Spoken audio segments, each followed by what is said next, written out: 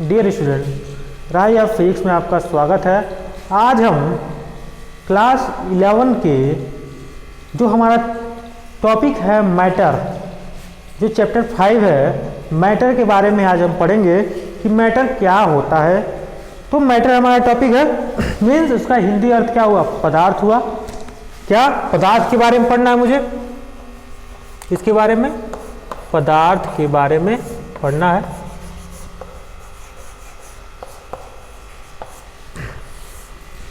तो पदार्थ क्या होता है ये जानने के लिए आप समझिए कि पदार्थ कोई भी जो भी आपके वस्तु आपके सामने दिख रहा है वो क्या है? पदार्थ है। जैसे पदार्थ का क्या मतलब है कि उसका कुछ ना कुछ भार हो। जैसे मैं एक पदार्थ की बात करूं, मेरे पास एक डस्टर है, कहीं ना कहीं ये भी एक पदार्थ है। मेरे हाथ में एक चौक है, ये भी कहीं ना कहीं क्या है? पदार्थ है। पदार्थ वही है जिसमें क्या है? कुछ ना कुछ भार है तथा वह कुछ ना कुछ स्थान घेरती हो। क्या यह इसमें कुछ भार है? वहाँ भार है। और क्या यह स्थान घेर रही है? देखिए मेरे हाथों को, हथेली को क्या कर दिया? छिपा लिया है। मीन्स इसने स्थान भी घेरा और इसमें क्या है? भार भी है। तो ऐसे सभी वस्तु को क्या बोलेंगे? पदार्थ बोलेंगे। क्लियर है? क्लियर भी होना चाहिए। अब पदार्थ को जनरली भौतिक गुणधर्म, जो इसका भौतिक गुणधर्म के हिसाब से 3 भागों में बांटा गया है। वैसे कई सारे भागों में बांट सकते हैं, लेकिन जनरली हम 3 भागों में ही पढ़ते हैं पदार्थ के। पहला ठोस है, दूसरा द्रव और तीसरा गैस। मीन्स पदार्थ के विभिन्न भागों में पहला क्या है? पहला हमारा है ठोस। ठोस मीन्स सॉलिड।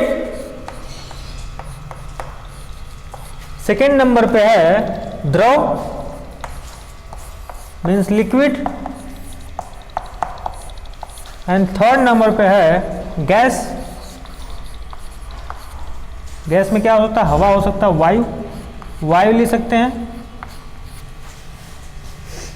वायु में ले सकते हैं इसको। तो जनरली कितने भागों में बांट दिया गया? 3 भागों में बांट दिया गया। अब इसके बाद ठोस पदार्थ को कितने भागों में? 3 भागों में बांट दिया गया। अब ठोस का स्ट्रक्चर की बात करूं तो ठोस में कैसा होता है देख लेते हैं हम लोग। आप सभी देखते होंगे कि कोई अगर ठोस है तो कहीं ना कहीं खूब घना होता है, मतलब उसका भारी होता है। तो ठोस में जो अणु होते हैं विद्यमान, कहीं ना कहीं नजदीक नजदीक होते हैं,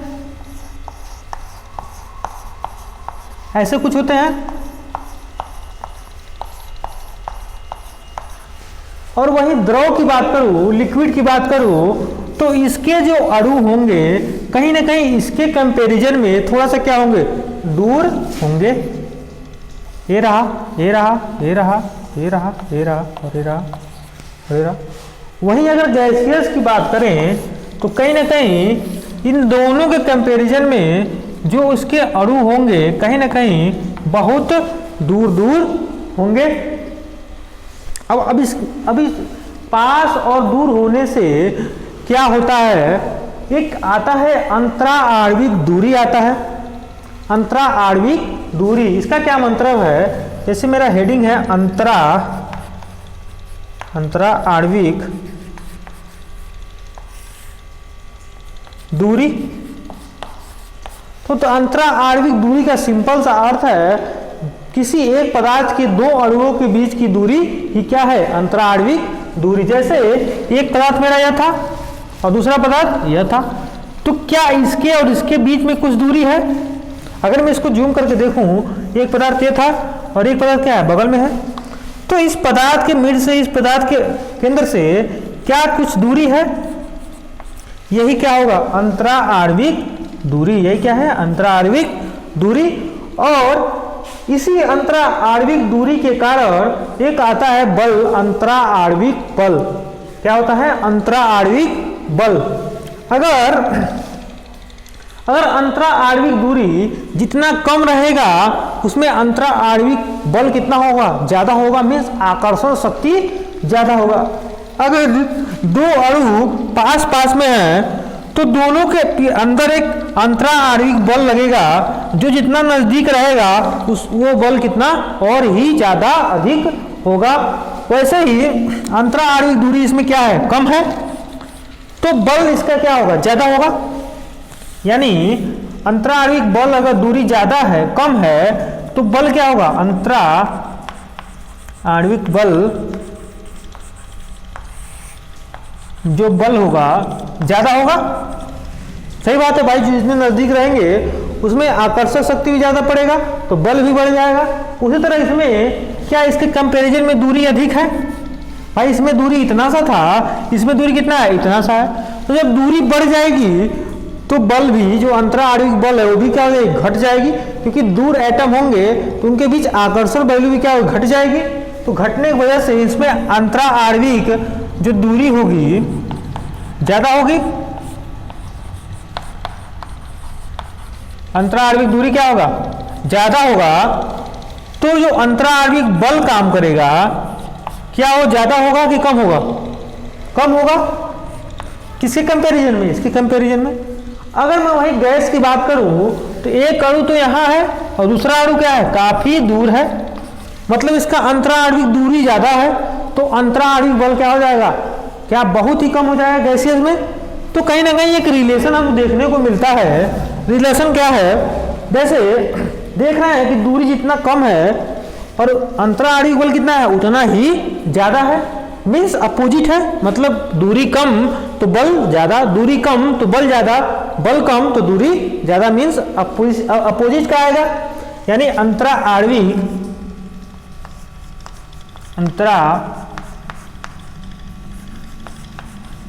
आणविक जो बल होगा कहीं ना कहीं डायरेक्टली प्रोपोर्शनल, इनवर्सली प्रोपोर्शनल किसके होगा, अंतरा आणविक दूरी के।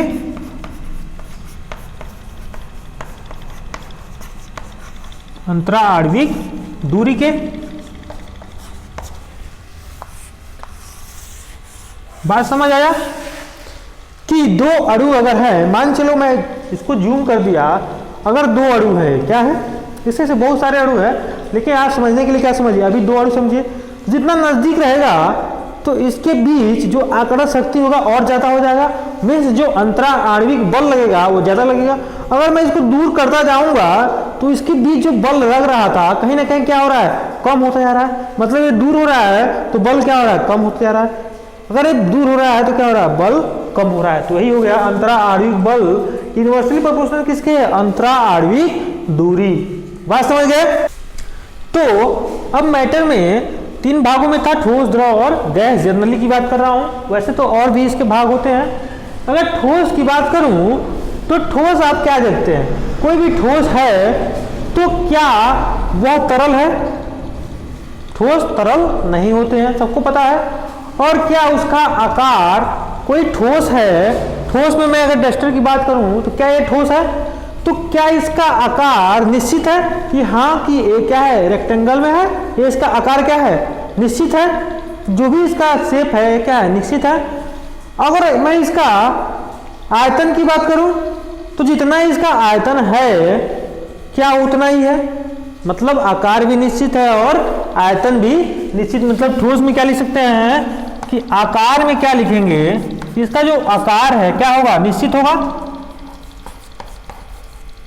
मान लीजिए मैं ऐसे करूं, ठोस में इसका आकार की बात करूं तो क्या ये निश्चित है, एकदम निश्चित है,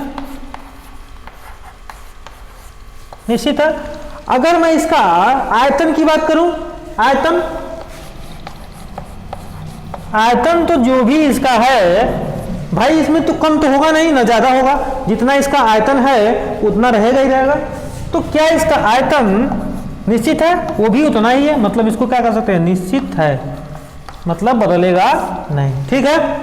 अब मैं इसका बात करूं घनत्व की, तो क्या इसका घनत्व ज्यादा है कि कम है।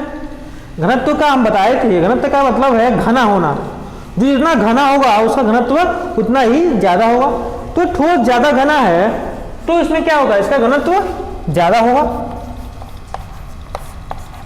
ज्यादा होगा।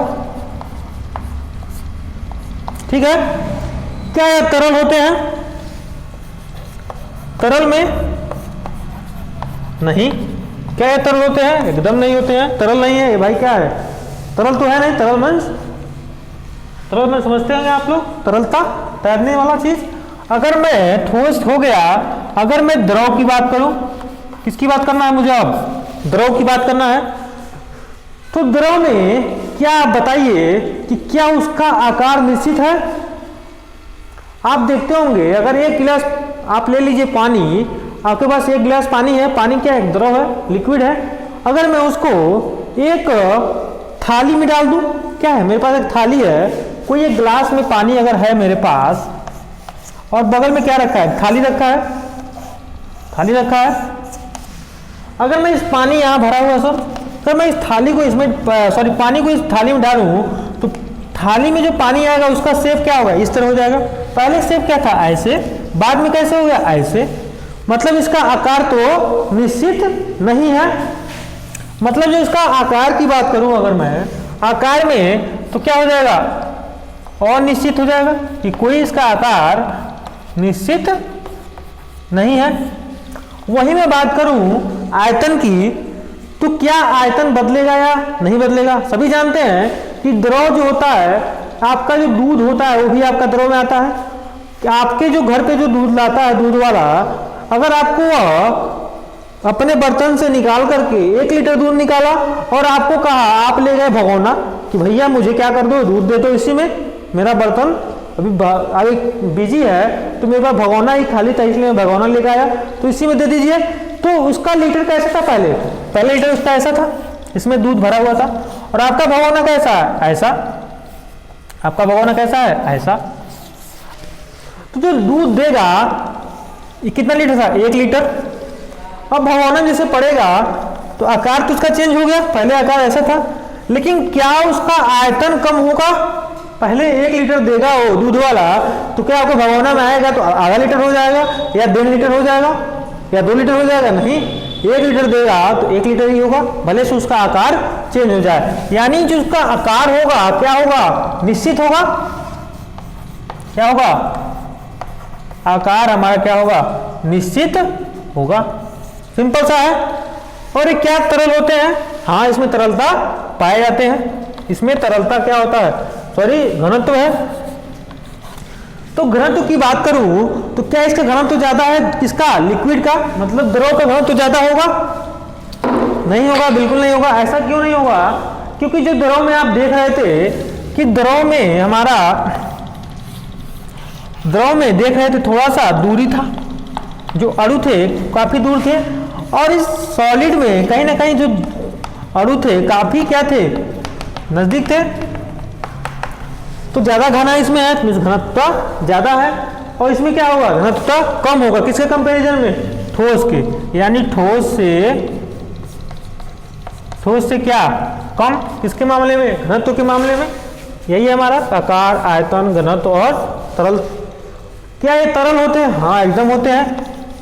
सबको पता है कि भाई दूध हो, पानी हो, कोई भी लिक्विड का आइटम होता है वो तरल होते हैं, सबको पता है। अब मैं गैस की बात करूं, मीन्स गैस का,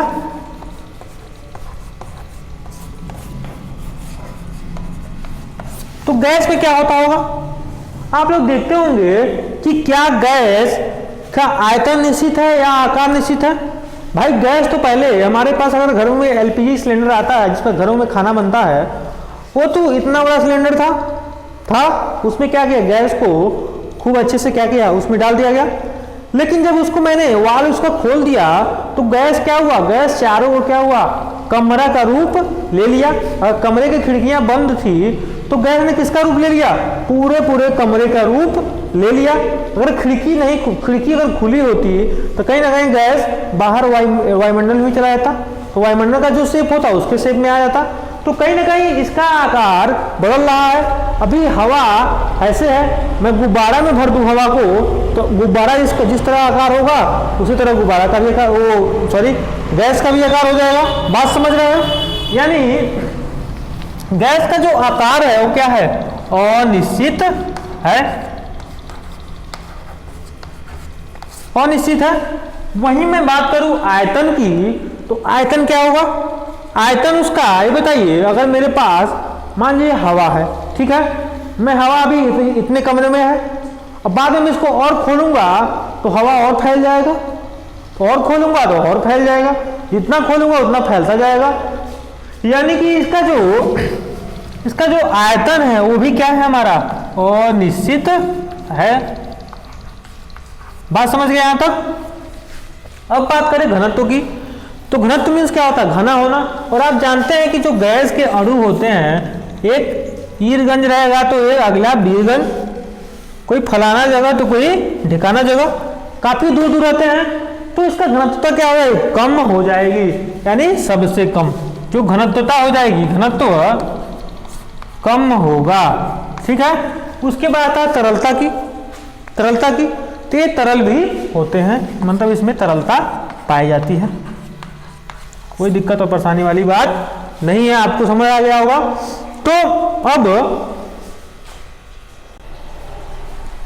तो जब भी हम न्यूमेरिकल सॉल्व करेंगे, ये होने के बाद जब हम न्यूमेरिकल सॉल्व करेंगे तो हमें क्या करना होगा, हमें कुछ चीज़ें पता होना चाहिए। टेम्परेचर कैसे लेते हैं, दाब क्या होता है, सब चीज़ें आपको क्या होना चाहिए, पता होना चाहिए। तभी आप क्या कर सकते हैं, क्वेश्चन को सॉल्व कर पाते हैं। तो जब हम न्यूमेरिकल सॉल्व करेंगे तो आप में कुछ आ जाएगा, हो सकता है पूछ दे कि मोलों की संख्या निकालना रहे। तो हम जानते हैं क्या कि जो मोलों की संख्या होती है, कहीं ना कहीं किसका द्रव्यमान, पदार्थ का द्रव्यमान, पदार्थ का द्रव्यमान मीन्स मास, पदार्थ का मास बटे मोलर द्रव्यमान, कैपिटल एम। क्या लिखते हैं उसे, मोलर द्रव्यमान कहते हैं। तो हमें क्या निकल जाएगा, मोलों की संख्या इन्हें स्मॉल एन बराबर स्मॉल एम बटे कैपिटल एम। ये हमारा क्वेश्चन में रहेगा। कोई हो सकता है किसी पदार्थ का द्रव्यमान दिया हो और हमें मोलर द्रव्यमान निकालना हो और उसमें मोल की संख्या दिया हो तो हम निकाल पाएंगे। और यदि मान लीजिए आपको ताप की बात करें, ताप में अगर जनरली डिग्री सेंटीग्रेड होता है, केल्विन होता है और फ़ारेनहाइट होता है, तो न्यूमेरिकल में ज़्यादातर हम किसमें रखते हैं, केल्विन में रखते हैं।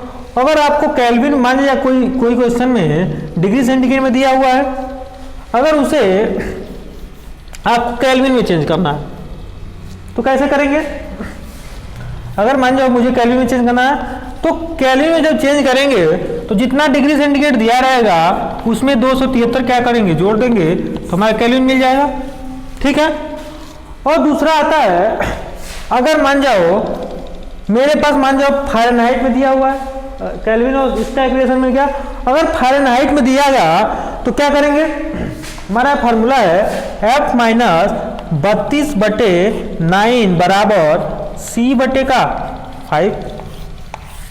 हमें रिलेशन पता होना चाहिए। अगर केल्विन में दिया, सॉरी केल्विन में पूछ रहा है तो डिग्री सेंटीग्रेड अगर वैल्यू होगी मेरे पास तो उसमें 273 ऐड कर देंगे, सिंपल सा है, वो हमारा केल्विन हो जाएगा। काफ़ी लोग जान रहे होंगे इस चीज़ को। और दूसरा रिलेशन है, अगर सेंटीग्रेड में सॉरी फ़ारेनहाइट में दिया है तो अब उसको केल्विन में चेंज करना होगा तो पहले किस में चेंज कर ले, C/5 में कर ले और बाद में केल्विन C 273 जोड़ो तो केल्विन में चेंज हो जाएगा। सिंपल सा है, कोई दिक्कत वाली परेशानी वाली बात नहीं है। और एक पॉइंट है और दाब के बारे में, प्रेशर, इसके बारे में प्रेशर। तो दाब क्या होता है, आप देखते हैं कि दाब तभी बढ़ता है जब एरिया कम होता है। मीन्स अगर किस पेन की बात करूं, सभी लोगों के पास पेन होगा, आप देखेंगे कि मैं अगर इस तरह कर करके इस नुकीले वाले पार्ट को इस वाले पार्ट में दोनों करके अब मैं फोर्स लगाऊं तो किधर मुझे चुभन ज़्यादा हो रही है, इस नुकीले वाले पार्ट का। और क्या इस नुकीले वाले पार्ट का एरिया कम है, यानी एरिया कम है तो दाब ज़्यादा है। इतना चीज़ पॉइंट मन में होना चाहिए क्योंकि आगे काम देगा आपको। यानी जो दाब कहता है, एरिया का क्या होता है, व्युत्क्रमानुपाती मीन्स इनवर्सली प्रोपोर्शनल होता है। दाब बराबर क्या होता है, F/A। अब F का क्या होता है, न्यूटन। एरिया क्या होता है, मीटर स्क्वायर। इसको एक और नाम से जाना जाता है पास्कल। किसके नाम पे, पास्कल, PA लिखते हैं। समझ गए होंगे, कोई दिक्कत वाली बात नहीं है। अब हम स्टार्ट करने वाले हैं एक नियम के बारे में। तो अब गैस के नियम के बारे में पढ़ना है कि गैस का नियम क्या है, आदर्श गैस इक्वेशन क्या होता है। हमारा जो आइडियल गैस इक्वेशन होता है वो होता है आइडियल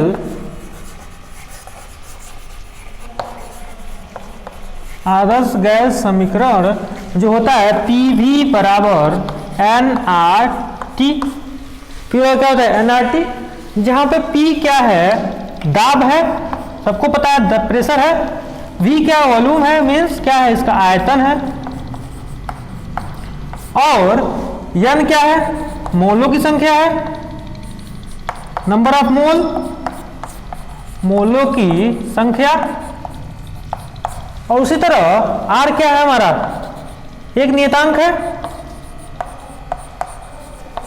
और टी क्या है सभी जानते हैं, टी ताप है मीन्स टेम्परेचर है, क्या है ताप। नियतांक का क्या मतलब है, कोई वैल्यू फिक्स हो उसी क्या बोलते हैं, नियतांक मीन्स एक फिक्स वैल्यू है, आगे बताएंगे आर के बारे में। एम क्या है मोलुक संख्या, आर क्या है नियतांक, टी क्या है टेम्परेचर मीन्स तापमान, पी क्या है दाब मीन्स प्रेशर, वी क्या वॉल्यूम मीन्स आयतन।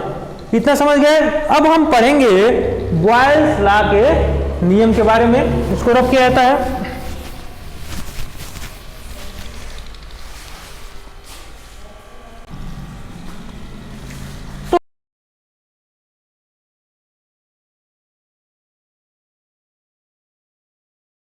तो बॉयल्स का नियम क्या है, बॉयल्स का नियम में एक चीज समझ लीजिए, एक गैस समीकरण सारे हैं, बॉयल्स का नियम किस पे काम करता है, गैस के ऊपर। तो हम गैस को क्या करें डीप पढ़ेंगे, इसलिए मैं आदर्श gas equation means ideal gas equation के बारे में बात किए थे। तो बॉयल्स नियम क्या कहता है, इसमें टेम्परेचर को कांस्टेंट कर देना था, मींस इसका कहना है कि जब हम टेम्परेचर को क्या कर दे नियत कर दे, मींस कांस्टेंट कर दे, मतलब फिक्स कर दे, क्या करते हैं इसको टेम्परेचर को नियत कर दे। तो आप देख रहे हैं कि जो पीवी बराबर क्या था, आइडियल गैस इक्वेशन क्या था, पीवी बराबर एन आर टी था, पी था हाँ ठीक है, भी क्या ठीक है, बराबर एन क्या था, एन हमारा क्या था एक कांस्टेंट वैल्यू है, ये भी कांस्टेंट था, आर क्या था ये भी क्या हमारा है कांस्टेंट है, गैस नियतांक था, और टेम्परेचर में इस बॉयल्स के नियम के अनुसार क्या कर दिया हूं फिक्स कर दिया हूं। तो क्या पीवी बराबर नियतांक मिलेगा, पीवी डायरेक्टली प्रोपोर्शनल किसके है नियतांक के, क्योंकि अभी एग्जैक्ट नहीं है इसलिए मैं इसको डायरेक्टली लगाया। तो पीवी डायरेक्टली प्रोपोर्शनल किसके है नियतांक, यानी पीवी की वैल्यू क्या है नियतांक के बराबर है, यानी लिख सकते हैं कि पी डायरेक्टली प्रोपोर्शनल 1/v के, लिख सकते हैं कि प्रेशर अगर बढ़ेगा तो कहीं ना कहीं क्या घट रहा होगा, वॉल्यूम घट रहा होगा, मींस आयतन घट रहा है। इसको समझने के समझिए, अगर मेरे पास कोई एक बर्तन है, कोई एक लोहे की बर्तन है, ऊपर से कोई एक पिस्टन लगा हुआ है, पिस्टन लगा हुआ है, और अंदर कुछ क्या भरे पड़े हैं, गैस भरे हैं, क्या भरे हैं गैस भरे हैं, कुछ गैस के मॉलिक्यूल क्या है अंदर है, और मैं क्या किया हूं टेम्परेचर क्या किया कांस्टेंट कर दिया, मतलब टेम्परेचर क्या कर दिया नियत कर दिया है, मतलब टेम्परेचर ना घटेगा ना बढ़ेगा। अब इस पिस्टन को मैं नीचे की ओर ले जाऊंगा तो क्या होगा देखते हैं, बर्तन मेरा ये है, पिस्टन कहां चला गया नीचे, जब ये पिस्टन नीचे चला जाएगा तो जो गैस के अणु रहेंगे कहीं ना कहीं क्या हो जाएंगे परेशान हो जाएंगे भाई उसको, क्यों क्योंकि वो कम जगह में आ रहे हैं, पहले क्या थे फ्री थे दूर दूर थे, अब बाद में क्या हुआ जैसे नजदीक आएंगे तो इनका जो डिग्री ऑफ फ्रीडम होगा वो बढ़ जाएगा, मीन्स इधर उधर भागने लगेंगे, इधर उधर भागने लगेंगे तो इस कहीं ना कहीं बर्तन के दीवार से क्या करेंगे टकराएंगे, बार बार बर्तन की दीवार से टकराएंगे, और उस वहां का क्या करेंगे दाब को बढ़ा देंगे, क्योंकि मान लीजिए कोई मॉलिक्यूल है अगर बर्तन की दीवार में बार बार लड़ेगा, चारों हर मार्कुल जाकर दीवारों पे लड़ेंगे तो क्या दीवारों पे दाब ज्यादा हो जाएगा, हाँ एकदम ज्यादा हो जाएगा। तो आप देख रहे हैं कि प्रेशर बढ़ रहा था कब, जब वॉल्यूम घट रहा है, मीन्स इसका क्षेत्रफल घट रहा है, मीन्स एरिया अगर घट रहा है, आयतन एरिया घट रहा है तो आयतन भी घट रहा होगा, अगर आयतन घट रहा है तो कहीं ना कहीं क्या हो रहा है प्रेशर बढ़ रहा है। इतना बात समझ आया। अगर मैं P इस तरह का है एक इक्वेशन में इसको कर दूं 1, अगर मैं PV को इधर कर दूं तो डायरेक्टली प्रोपोर्शनल किसके हो जाएगा, मानिए कोई वैल्यू अगर ला देते हैं नियतांक है, नियतांक के बराबर है। अगर मैं P और B के बीच ग्राफ बनाऊं तो कैसा कुछ बनेगा? आप यहाँ पे देखिए, अगर मैं P और V के बीच में क्या करूं, ग्राफ को बनाऊं, P और V के बीच क्या बनाना है, ग्राफ को बनाना है। और आप देख रहे हैं कि P अगर बढ़ रहा है तो B क्या हो रहा है, घट रहा है, यानी V जब घटेगा तो P बढ़ेगा। P का लाइन ये है, तो हमें ग्राफ को कहीं ना कहीं ऐसा सेट करना होगा कि P बढ़े तो V घटे। यानी अगर कुछ ऐसा सेट कर दिया जाए, कुछ ऐसा सेट कर दिया जाए तो P की वैल्यू अगर बढ़ रही होगी तो V की वैल्यू क्या हो रही, घट रही होगी। आप देखिए एग्जांपल से, अगर मान जाओ यहाँ P की वैल्यू 2 है, ठीक है, तो V की वैल्यू कहाँ थी, यहाँ मान जाइए 3 पे थी। कितने पे थी, 3 पे थी। एग्जांपल बता रहा हूँ। अगर मैं V की वैल्यू और बढ़ा दूं, मतलब V की वैल्यू यहाँ 3 पे कर दूं, 3 पे कर दूं, तो ये देखिए क्या इसकी वैल्यू 2 हो गया, मतलब इधर हो गया कम हो गया, मतलब 0 की ओर जा रहा है और ये 0 से ऊपर जा रहा है, मतलब P बढ़ रहा है तो V घट रहा है, यानी V घट रहा है तो P बढ़ रहा है। दिख रहा है आपको? तो इसका कैसा बनेगा, कुछ ऐसा बनेगा। वही मैं बात करूं, अगर वही मैं बात करूं PV की, किसकी के बारे में, PV की वर्सेस V की बात करूं, तो अगर मैं इसमें P आप देख रहे हैं क्या है, नियतांक है, P के PV क्या है, नियतांक है। तो नियतांक कहीं ना कहीं एक कांस्टेंट लाइन बनाता है, चाहे V की वैल्यू कोई भी हो, V की वैल्यू 1 पे हो, 2 पे हो, 3 पे हो, कहीं ना कहीं वो जाके यहीं टच करेगी, कहीं ना कहीं जाकर वहीं रहेगी और एक लाइन बिताएगी जो क्या कहलाएगा, PV डायरेक्टली प्रोपोर्शनल किसके, नियतांक के। सिंपल सा है। अगर वही P 1/V के बराबर था, ये P और V के बीच में था, और ये क्या है, PV और V के बीच में था। अगर वही मैं एक और डायग्राम बनाऊं, PV और P के बीच में, तो क्या होगा, प्रेशर चाहे कोई भी हो, प्रेशर और कोई भी हो, 1 पे हो, 2 पे हो, 3 पे हो, 4 पे हो, कहीं ना कहीं एक ही पॉइंट पे क्या होगा, एक PV कांस्टेंट होगी, ये बोलेंगे PV इक्वल टू क्या, नियतांक। PV इक्वल टू क्या, नियतांक। यहां तक हो गया। अगर मैं एक और बनाऊं, उसमें P आप देख रहे थे कि जो P था कहीं ना कहीं डायरेक्टली प्रोपोर्शनल किसके था, 1/V के बराबर था। तो अगर मैं इस पूरे की बात करूं, 1/V की बात करूं, यानी ग्राफ की बात करूं, तो जो 1/V है पूरा है इस पर, और क्या है, P है। तब जब एक ग्राफ बनेगा तो कैसा ग्राफ बनेगा, ऐसा कुछ बनेगा। मतलब P बढ़ रहा है तो 1/V टोटल बढ़ रहा है, सही बात है। P अगर बढ़ाएंगे तो 1/V टोटल तो बढ़ना ही बढ़ना है। तो कहीं ना कहीं अगर एक पॉइंट पे है तो V वैल्यू के 1 पॉइंट, 2 पॉइंट तो 2 पॉइंट, कहीं ना कहीं आगे कहीं मैच करेंगे, ये भी आगे कहीं मैच करेंगे। तो आप इसको मिलाएंगे तो कहीं ना कहीं हमको क्या मिलेगा, एक सरल रेखा मिलेगा। सिंपल सा है रिलेशन, P और V के 1/V के बीच बन जाएगा, PV के बीच भी बन गया, P और PV और V के बीच बन गया, PV और P के बीच बन गया। तो ये क्यों बराबर हो रहा है, PV की वैल्यू जितना भी होगा V अपने आप को क्या करेगा, एडजस्ट कर लेगा। PV की वैल्यू जितना भी होगा P क्या करेगा, अपने आप को एडजस्ट कर लेगा। अब आप जानते हैं कि जो PV कभी भी अगर ये हटता है तो कुछ ना कुछ आता है। अगर मैं इसको हटाऊं तो PV, अगर इसको हटाऊं तो क्या आएगा, PV बराबर क्या आएगा, जब भी हम इसको हटाते हैं तो कुछ ना कुछ क्या आता है, कांस्टेंट वैल्यू आती है। अगर मान लो मैं इसको हटा के बराबर लिखता हूं तो कहीं ना कहीं K आ जाएगा, यहाँ पे क्या आएगा, K जो क्या है, नियतांक है। K भी क्या है, हमारा नियतांक है, है। अब क्या हो गया, मान लीजिए इक्वेशन नंबर क्या हो गया, 2 हो गया, ठीक है। अब मैं क्या करूं, इन दोनों पक्षों में लॉग ले लूं, तो लॉग लेता हूं तो आप उसका कुछ बेसिक रूल समझ लीजिए लॉग का। तो लॉग यही कहता है कि अगर लॉग x और गुणे y हो तो log x plus log y होगा। हाँ, अगर लॉग एक्स बटे वाई हो तो क्या होगा, log x minus log y. तो हमने लॉग एक्स बटे वाई किया था, log x minus log Y.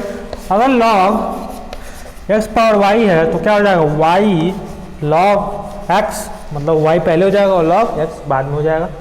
और आप सभी जानते हैं कि y बराबर एम एक्स प्लस सी, सरल रेखा का क्या है, हमारा इक्वेशन है।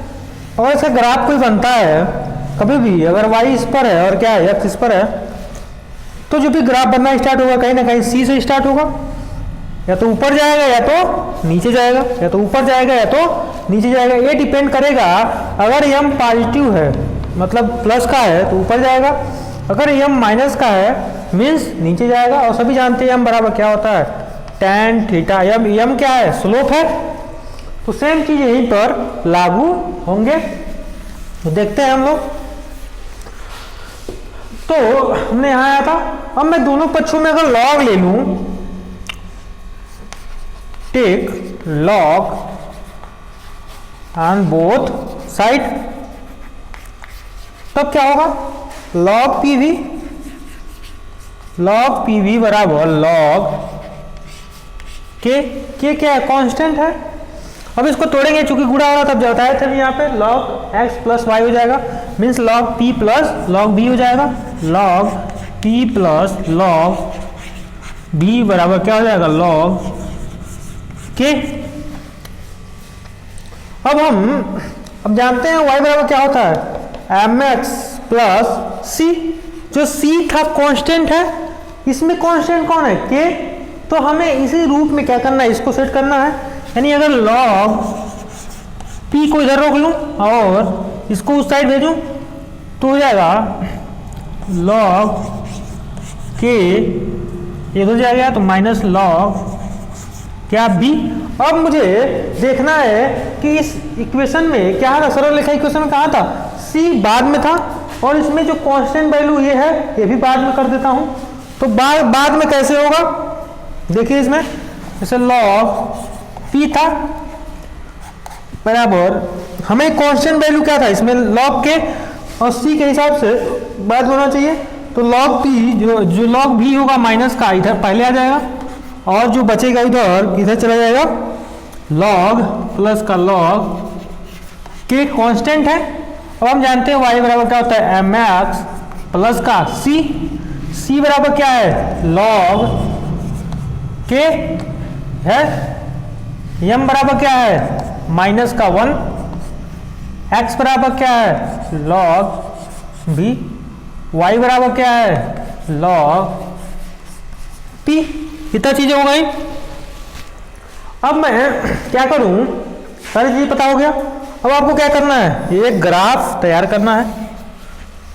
ग्राफ किसके बीच में होगा, x और y, और x बराबर क्या है इसमें, log v, log y बराबर क्या है, log p, means log p हो जाएगा y एक्सिस। x एक्सिस पे क्या होगा, x बराबर क्या है, log v, यानी इधर हो जाएगा log v हो गया। अब हम जानते हैं कभी भी जब इसमें बनेगा ग्राफ तो कहाँ से स्टार्ट होगा, c। अब ग्राफ ऊपर जाएगा कि नीचे जाएगा, ये डिपेंड करेगा क्या कि m क्या है, पॉजिटिव है या निगेटिव है। अगर नीचे जा रहा है तो कितना डिग्री बन रहा है वो पता चल जाएगा, m बराबर tan थीटा से, m बराबर tan थीटा से। अगर इधर जा रहा है तो कितना थीटा बन रहा है वो पता चल जाएगा, m बराबर tan थीटा से। तो log p log v हो गया। अब कांस्टेंट इसमें क्या है, नियतांक कौन सा है, ये log k मतलब c, यानी अगर मान लीजिए यहाँ पे क्या है, log k है, तो यहीं से ऊपर जाएगा या नीचे जाएगा, कहता होगा m बराबर क्या है, माइनस का आता है नीचे की ओर। यानी अगर यहाँ से नीचे की ओर भेजें तो कितना डिग्री जाएगा हमको अभी पता करना है। और हमें पता है कि m बराबर क्या होता है, tan थीटा होता है, m बराबर tan थीटा होता है। और थीटा बराबर कर दें, m बराबर क्या था, माइनस का 1, m बराबर क्या है, माइनस का 1, तो थीटा बराबर क्या होगा, tan इनवर्स माइनस का 1। वैल्यू कितना आएगा, थीटा बराबर 135 डिग्री हमारा आ जाएगा, यानी थीटा वैल्यू यहाँ कितना हो जाएगा 135। समझ आया आप लोगों को? आई होप आप लोगों को समझ आया होगा। तो हमारा क्या है, ये कौन सा लॉ था, बॉयल्स लॉ हमारा कंप्लीट हो गया है। अब अगला जो लॉ हमारा बच रहा है चार्ल्स का नियम, वो अगली क्लास में पढ़ेंगे, लेक्चर बड़ा हो जा रहा है।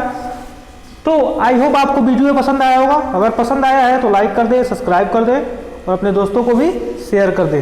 तो मिलते हैं अगली वीडियो में, तब तक के लिए धन्यवाद।